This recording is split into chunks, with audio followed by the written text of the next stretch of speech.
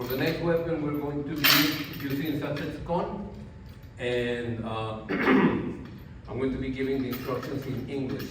So bear with me. To my friends that don't speak English, I'm sorry, but we already got the Spanish. Okay, so before we start, the Sansetsukon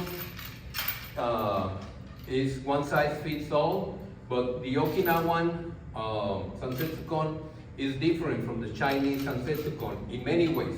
I'm just going to put out three main differences. The first main difference is that the middle one is shorter than the side one. So this middle one is always almost the width of your shoulders or the width of your knees in a position, and these are longer. The Chinese one, the Chinese Sansetsukon, is the same length in all of the kon, the Sansetsu. That's the first difference. The second difference from the Okinawan and the Chinese Sansetsukon is the Chinese Sansetsukon, when I go like this, it will not stop. The Chinese Sansetsukon, the same width where it begins is the same width when it finishes. So the Sansetsukon from Okinawa, especially the one made by Shureido, it has a wider kosaki. This one is wider.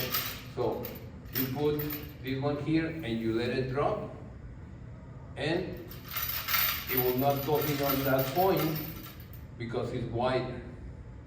The middle one is the same one. The middle one is the same. It goes on and on.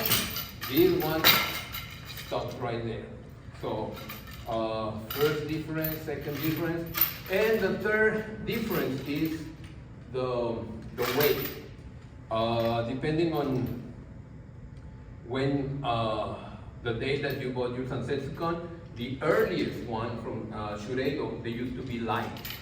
Nowadays, the one made from Kashi, I think is oak, Japanese oak, red oak. They are a little bit heavier. This one is probably about 10 years, so it's not that heavy. The last one I purchased about 5 years ago, it was quite heavy and bigger on this one. So check what you have. Which other brand I recommend? Unfortunately, I have only seen Dream Metal Kobudo, which they don't have the width. That's probably the first generation. Probably they change it, and I haven't had the chance to check the ones from Sanguinetti, from Franco Sensei. So Franco Sensei, if you're watching, send me a Sansetsukon and I will give a very nice review. Please sponsor me. Okay, so we're going to do the kata. So after that, the point is, when we fold it, you're going to see that there are two metal ends in each part and one that is not metal.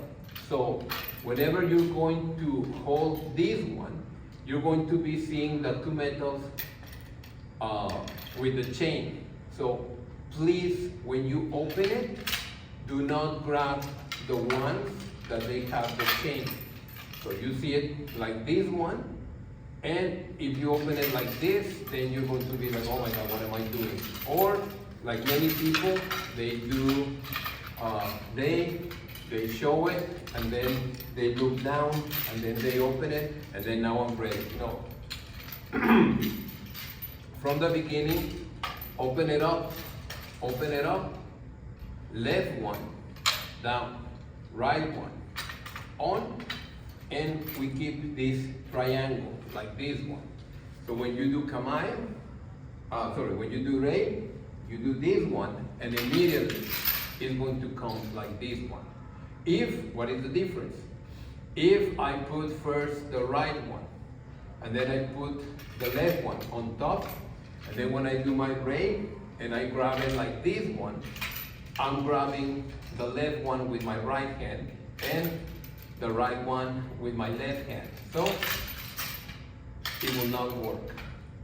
Unless you change hands and then you do it like this one. So my advice is, before the exhibition or before whatever you're doing, open it up, left, right, and keep it like this. Okay? Show it and grab. Okay? We're going to start the kata. And I know that when I start the kata, I'm going to make a mistake, so bear with me. 気をつけ。正面礼。よろしくお願いします。三節根の方。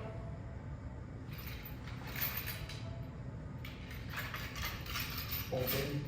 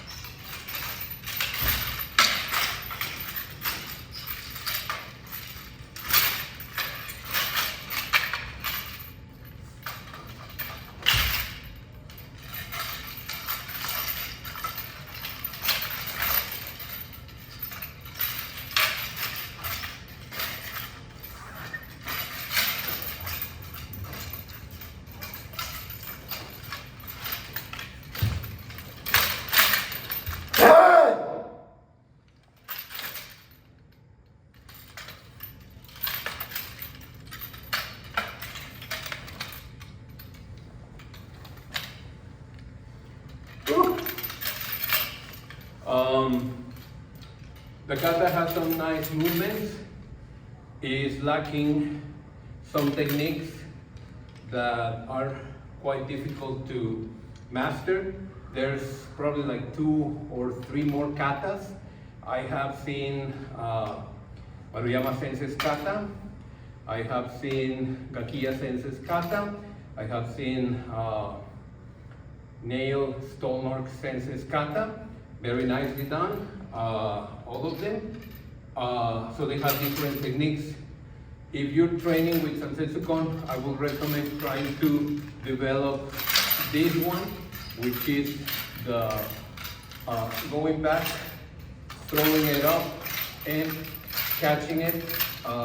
It will develop your ability to play with the weapon. It will develop your ability to make it go and come back and grab it with that same hand. One technique that I like from Murayama Sensei. Murayama Sensei is this technique is coming here, going here, waiting for the nunchaku here, and then immediately drop it. That technique is very nice. It's not in this kata, but you can try to do it. Pointers for the kata are always keep your guard correctly and do not try to catch don't try to catch the ball and look at any of the parts of the ball. Make sure that when you're doing the technique, the ball is always coming to your hand, not that your hand is going to the ball. Because if you try to do this one and then catch it, that instant you're missing one time, the opponent can knock it out of your hand, or you lose the grip for a moment on your weapon. So try to be careful about that. Okay, let's change the weapon.